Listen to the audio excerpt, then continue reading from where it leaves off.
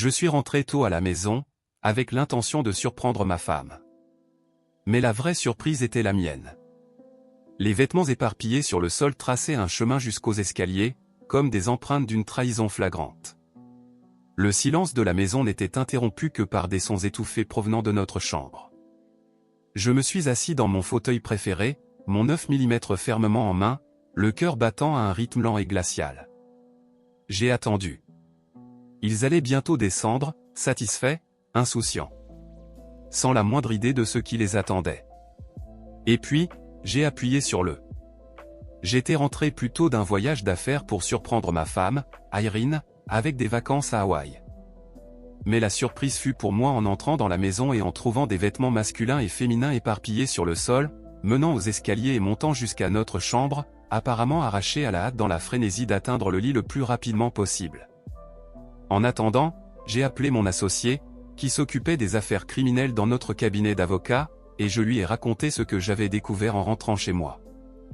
Je l'ai prévenu que j'aurais probablement besoin d'être tiré de prison plus tard.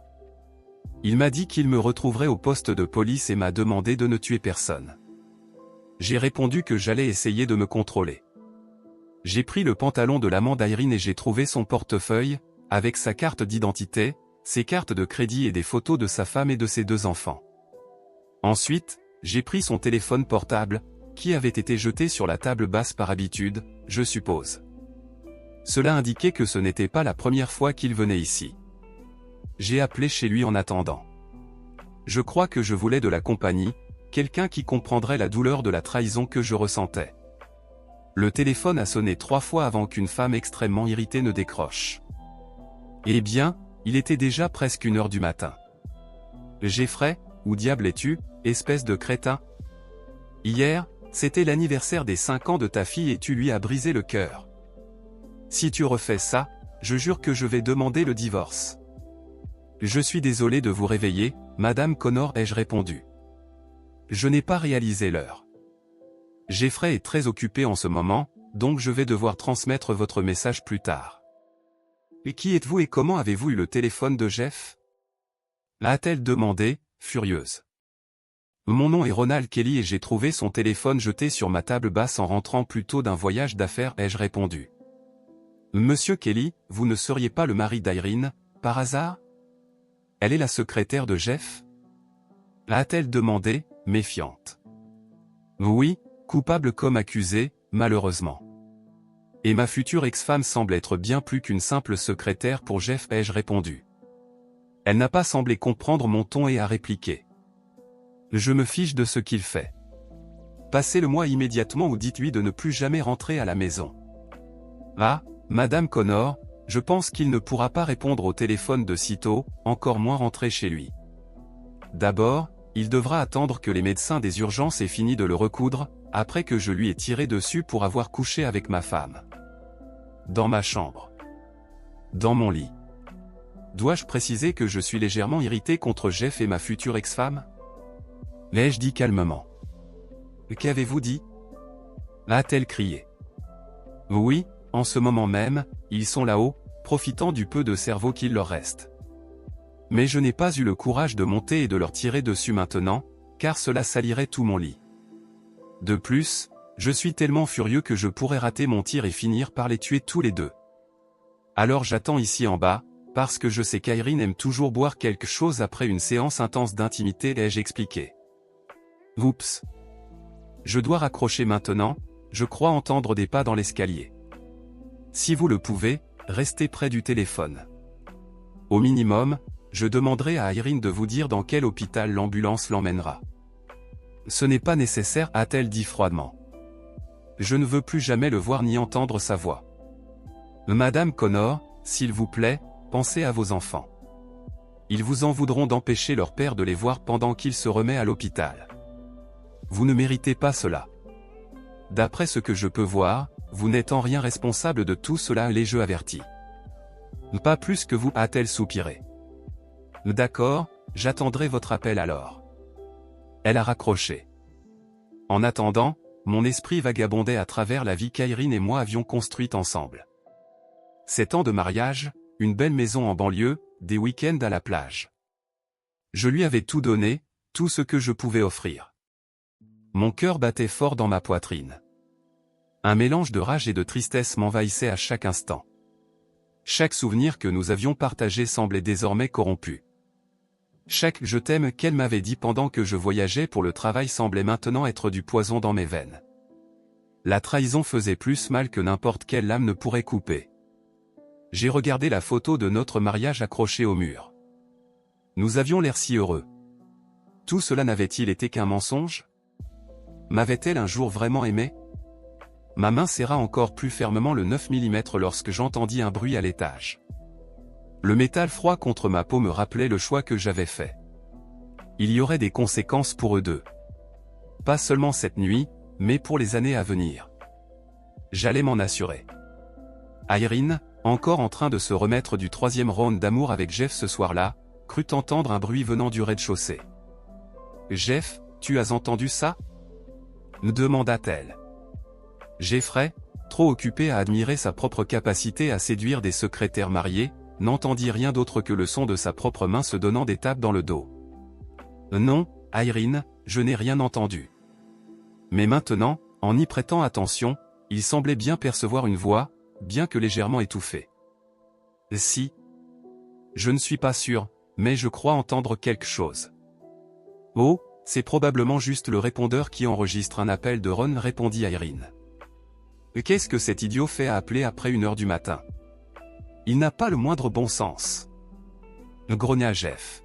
« Il est déjà si tard? Ron n'appelle jamais après 22 heures, il déteste me réveiller en pleine nuit. Ça doit être une urgence pour qu'il appelle à cette heure-ci, dit Irene en se levant, enfilant son peignoir et en sortant pour vérifier le répondeur à la recherche du message. Jeffrey, se croyant le cadeau de Dieu à toutes les femmes, ne prit même pas la peine de mettre un peignoir. Il suivit simplement Irene dans les escaliers, complètement nu. S'il ne pouvait rien faire d'autre, il comptait bien se servir un verre de Montglan-Livet. Il avait appris à apprécier mon whisky préféré. Tout comme il aimait coucher avec ma femme. Jeffrey sourit pour lui-même en descendant. Cela faisait des mois qu'il couchait avec ma femme, qu'il buvait mon whisky premium et qu'il utilisait mon lit. Il y avait quelque chose d'excitant à prendre ce qui appartenait à un autre homme, surtout pour un avocat puissant comme lui. Dans son esprit, j'étais juste un autre homme en costume, trop absorbé par mon travail pour satisfaire une femme comme Irene. En tant que vice-président des opérations de Meridian Corporation, Jeffrey avait l'habitude d'obtenir tout ce qu'il voulait. Quand Irene avait commencé à travailler comme son assistante exécutive 6 mois plus tôt, il l'avait immédiatement prise pour cible. L'alliance à son doigt ne faisait que rendre la conquête encore plus attrayante. Il avait fallu un peu d'effort, des contacts accidentels qui duraient un peu trop longtemps, des soirées tardives au bureau, des compliments sur son apparence qui dépassaient largement les limites du professionnel. Mais finalement, elle avait cédé. La première fois, c'était après les heures de bureau, dans son propre bureau. Lorsqu'elle avait franchi la ligne, le plaisir de l'interdit avait été enivrant pour eux deux. À partir de là, leur relation s'était intensifiée, des rencontres dans des hôtels et, finalement, dans mon lit conjugal lorsque j'étais absent. Il ne le découvrira jamais, lui avait assuré Jeffrey à de nombreuses reprises. Il est bien trop occupé pour s'en rendre compte. Mais lorsqu'Irene atteignit le bas des escaliers, elle sentit que quelque chose n'allait pas et s'arrêta si brusquement que Jeffrey lui rentra dedans, manquant de les faire tomber tous les deux. Jeffrey était sur le point de l'injurier pour avoir failli lui faire perdre l'équilibre quand, soudain, la lumière du salon s'alluma. Là, assis dans le fauteuil, à moins de 2 mètres de distance, j'étais là. Irene poussa un cri. Jeffrey perdit toute couleur en voyant le pistolet 9 mm dans ma main, braqué sur les deux traîtres. Son visage devint livide alors que son regard se posait sur le canon de l'arme. Son cœur s'emballa, et il se sentit soudainement très nu et terriblement vulnérable. Ce n'était pas ainsi que les choses devaient se passer. J'étais censé être à Chicago pour encore 2 jours. Ron, ce n'est pas ce que tu crois, balbutia Irene. Mais en voyant mon regard, elle comprit que sa vie venait de basculer. Ferme-la, sale traîtresse, dis-je calmement à Irene. Elle s'effondra au sol alors que je me tournai vers Jeff Boy. Eh bien, au moins, je n'aurai pas besoin d'acheter un nouveau peignoir. Je suppose que je devrais te remercier pour ça. Bien sûr, il me faudra de nouveaux draps, un nouveau lit et une nouvelle femme. Mais on ne peut pas tout avoir, n'est-ce pas, Jeff Boy?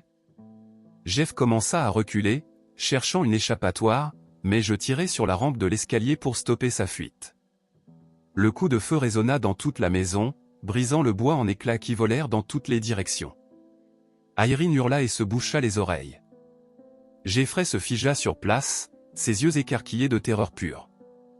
Un mince filet d'urine coula le long de sa jambe alors que sa vessie se vidait involontairement. Merde. Maintenant, je vais devoir acheter une nouvelle rampe aussi. Tu commences à me coûter cher, Jeff Boy. Mais ne pars pas si vite, je te prie. Je pointai mon arme sur lui. Nous avons tant à discuter, tant à régler, et si peu de temps. Tu me dois beaucoup pour avoir couché avec ma femme infidèle. Et nous devons régler nos comptes, maintenant. Puis je me tournai vers ma chère épouse. Depuis combien de temps, Irene? Combien de fois a-t-il été avec toi? Je sais qu'au moins 3 fois cette nuit. Mais évidemment, je ne sais pas quand ça a commencé ni combien de fois tu m'as trompé avec lui. Ça doit être bien plus. Je la regardai pleurer et ajoutai d'une voix glaciale. Et ne pense même pas à me mentir, Irene. Irene a compris par mon ton calme que j'étais absolument sérieux et que je ne ferais preuve d'aucune pitié. Ils auraient de la chance s'ils s'en sortaient vivants. 6 mois, Ron. Nous avons couché ensemble dans ton dos à chaque fois que tu partais en voyage. Pendant 6 mois. Je n'ai aucune idée du nombre de fois où Jeffrey a été avec moi. Et non, nous n'avons pas utilisé de protection, avoua Irene. Mon Dieu. Ça sonne tellement sale dit comme ça. 6 mois. Mon Dieu, et sans protection. Tu essayais de tomber enceinte? Elle secoua la tête en signe de dénégation pendant que je me tournais vers Jeffrey. Et toi, Jeff Boy? Sans protection? Je dois me faire dépister pour les IST, pas vrai? Oh, bien sûr que je dois le faire. Tu ne crois pas? Mais dis-moi, Jeff Boy. Irene n'est pas la seule secrétaire idiote avec qui tu couches en ce moment, n'est-ce pas? Allez, sois honnête. Jeffrey ne dit rien. Il commençait à se sentir extrêmement mal à l'aise, debout là, au bas de l'escalier, nu, face à un homme armé pointant son pistolet directement sur ses parties intimes. Irene était sous le choc. Elle n'avait jamais envisagé la possibilité de me transmettre une IST venant de Jeff, et le fait de ne jamais y avoir pensé la terrifiait. Mon Dieu, Ron. Je suis désolé. Je n'ai même pas pensé aux IST. Mais j'ai pris la pilule tout le temps. Quelle femme infidèle si attentionnée tu es, ma chère. Ah, mais je suppose que tu n'es plus ma chère, n'est-ce pas? Tu ne le es plus depuis au moins 6 mois. Jeff Boy a été le premier ou il y en a eu d'autres avant lui. Jeff est le seul avec qui je t'ai trompé. Tu dois me croire. Je t'aime, Ron. Ce n'était que physique. Dit-elle. Non, Irene, je ne suis pas obligé de croire quoi que ce soit venant de toi. Et ce n'était pas que physique, c'était tout. En plus, je ne crois pas que tu puisses réellement m'aimer. Tu as détruit notre mariage, ma confiance et ma dignité. Tu as brisé nos vœux. Tu as refusé toute possibilité d'avoir des enfants avec moi, et tu as peut-être ruiné ma santé, ainsi que la tienne, en ayant une intimité négligente et sans protection avec cet enfoiré. Criai-je. La douleur dans ma voix coupa le silence de la pièce comme une lame. Des années de mariage réduites à cette scène répugnante.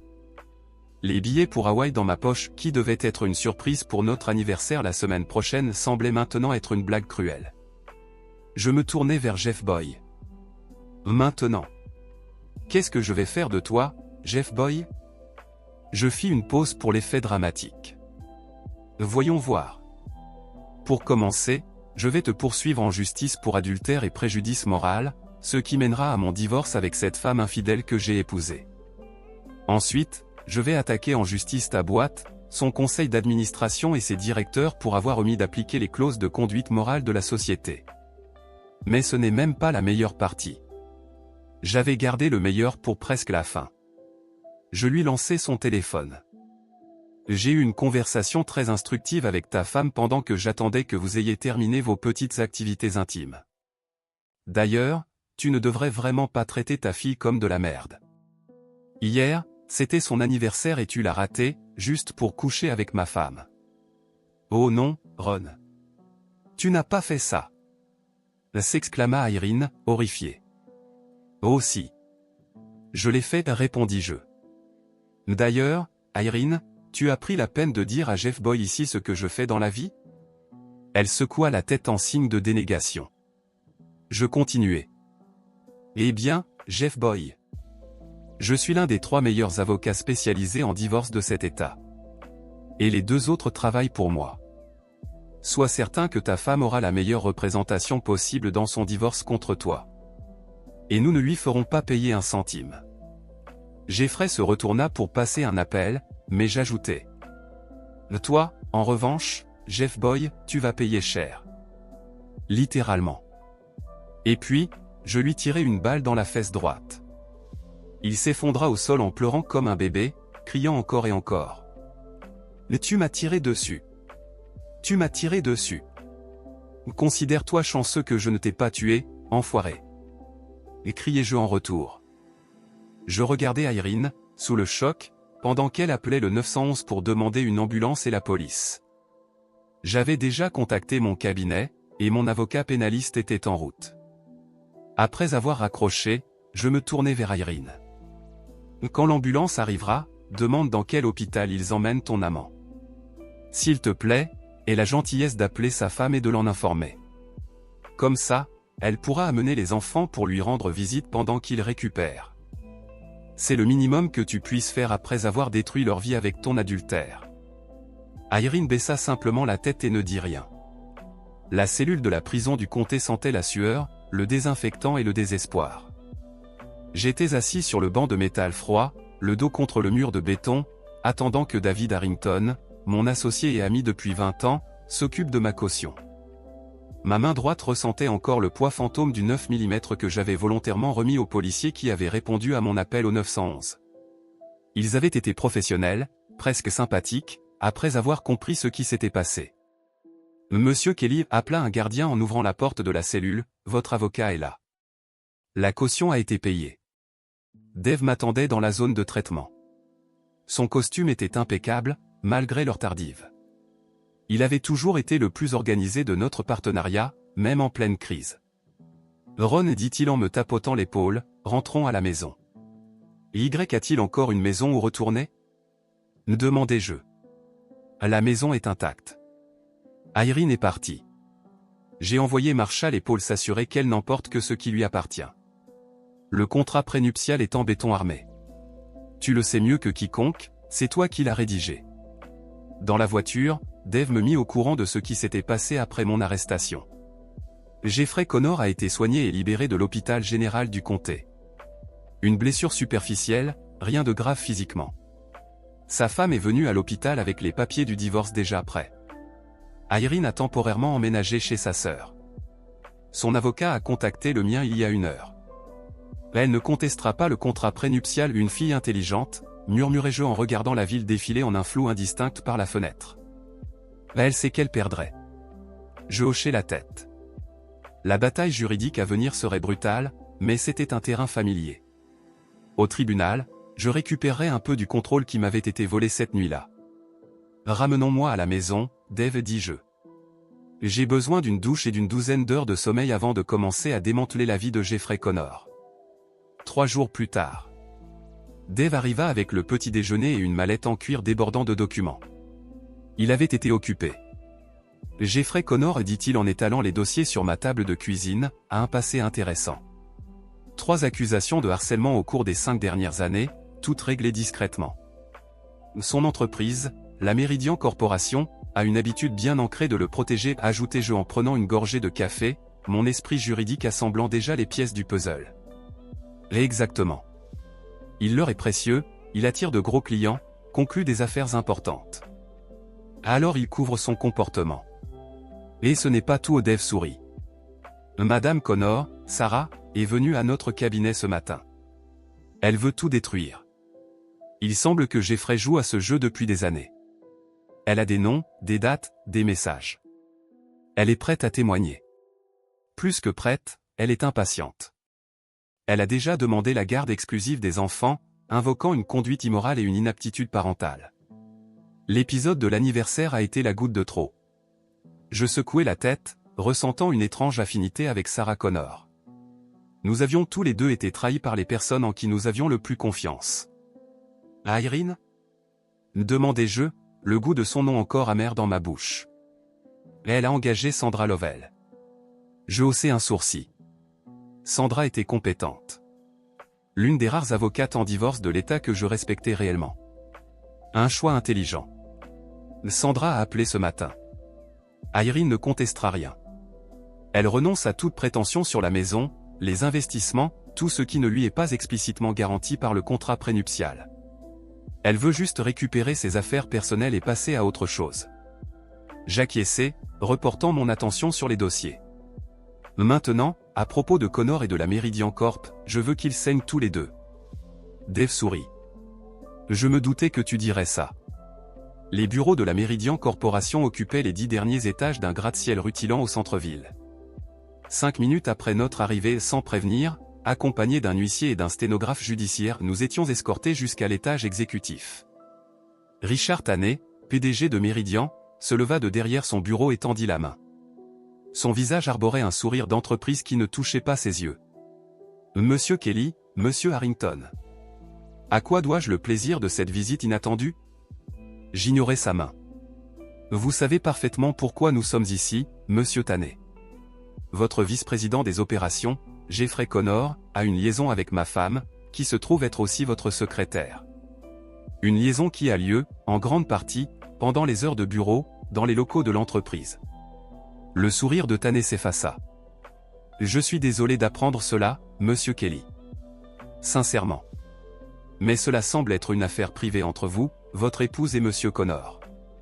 Je fis un signe à l'huissier, qui s'avança et tendit à Taney une enveloppe épaisse. Désormais, c'est votre affaire, rétorquai-je. La Meridian Corp est poursuivie pour avoir favorisé un environnement de travail hostile, pour ne pas avoir appliqué ses clauses de moralité et pour négligence dans la supervision d'un prédateur. Le visage de Taney s'assombrit alors qu'il feuilletait les documents. Ce sont des accusations graves, Monsieur Kelly. Avec des preuves tout aussi graves pour les étayer, ajouta Dave. Y comprit les témoignages de plusieurs femmes qui ont été harcelées ou contraintes par Monsieur Connor au fil des ans. La mâchoire de Taney se contracta. Et que attendez-vous exactement de moi, Monsieur Kelly ?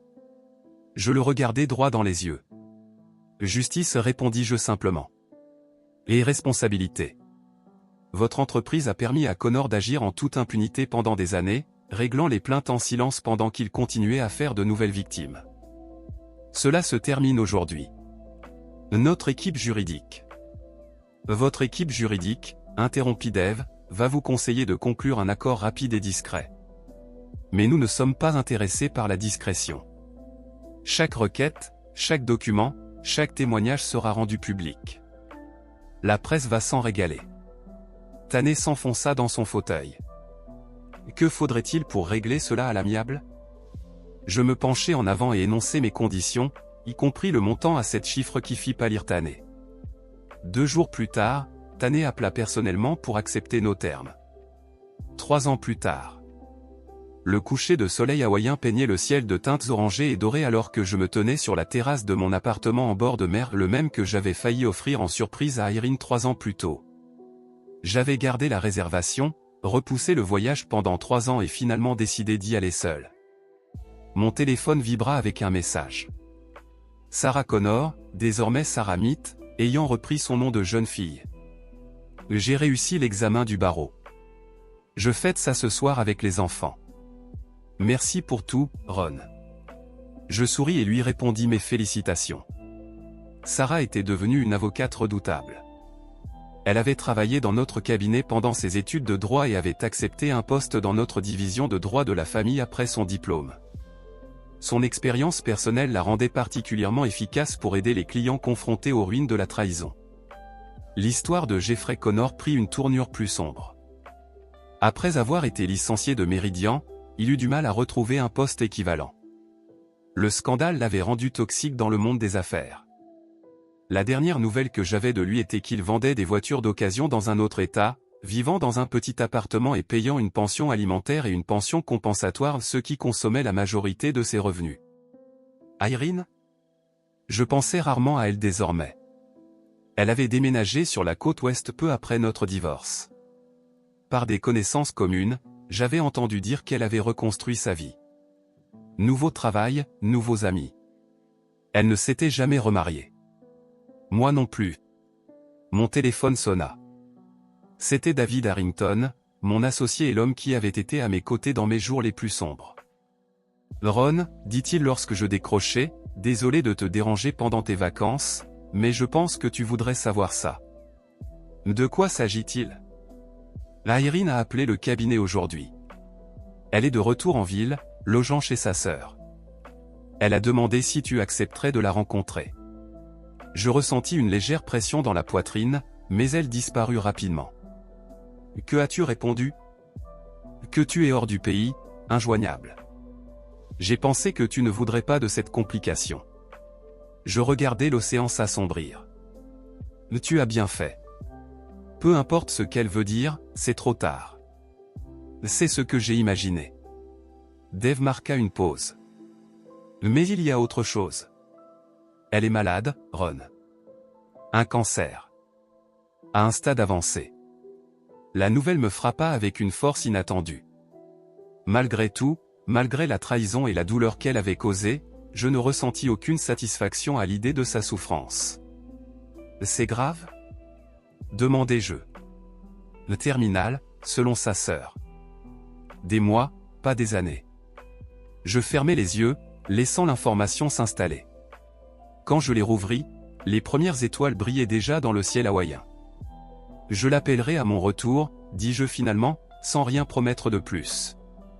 Après avoir raccroché, je restai là un long moment, observant les vagues.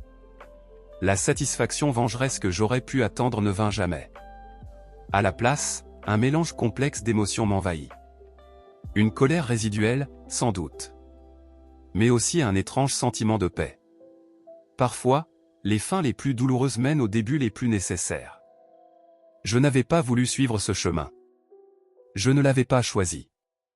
Mais, debout là, regardant les premières étoiles apparaître dans le ciel hawaïen, je pouvais reconnaître que l'homme que j'étais devenu après tout cela était plus fort, plus sage et peut-être même plus entier que celui dont la vie s'était effondrée cette nuit-là. Ce n'était pas la vie que j'avais prévue. Mais c'était une bonne vie. Au final, la vengeance ne consiste pas toujours à détruire l'autre. Parfois, elle consiste à se reconstruire jusqu'à devenir quelqu'un qui n'a plus besoin d'eux. Eh bien, mesdames et messieurs, quelle scène incroyable! Jeff Boy pensait pouvoir jouer dans le lit des autres, boire le whisky du propriétaire et s'en sortir indemne, mais il a oublié que certaines dettes se paient d'une manière très directe. Irene, quant à elle, a jeté son mariage à la poubelle et s'est retrouvée face à quelqu'un qui n'était plus prêt à être pris pour un imbécile. Maintenant, est-ce que notre protagoniste est allé trop loin? Aurait-il pu résoudre cela autrement ou était-ce la catharsis parfaite pour un homme trompé qui a enfin obtenu sa revanche? Au bout du compte, parfois, le véritable retournement de situation ne réside pas dans la vengeance elle-même, mais dans la réaction qu'elle provoque. Dites-moi dans les commentaires, pensez-vous que notre protagoniste a eu raison ou est-il allé trop loin? J'ai hâte de lire vos avis. Et si vous avez aimé cette histoire, vous savez ce qu'il vous reste à faire. Likez, partagez et abonnez-vous à la chaîne. Et bien sûr, il y a encore 2 histoires pleines de rebondissements qui vous attendent sur l'écran. On se retrouve très bientôt.